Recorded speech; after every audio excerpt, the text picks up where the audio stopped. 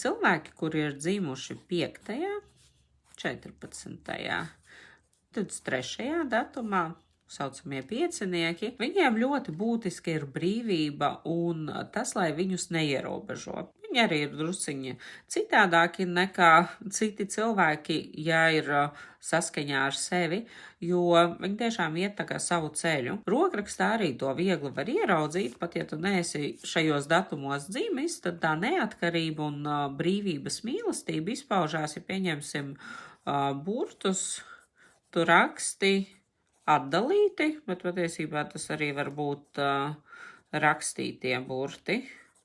Šādi, vai drukātie vai rakstītie, bet nesavienojās burti. Arī tas liecina par augstu mīlestību uz brīvību un neatkarību.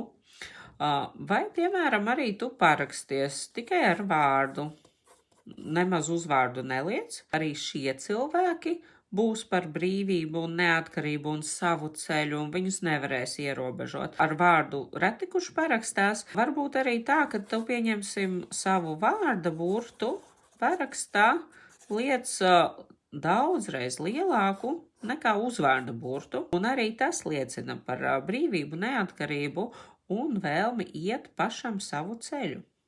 Ja tu pazīsti dzimušu šajos datumos, droši viņam aizsūti, pajautā, vai tā ir.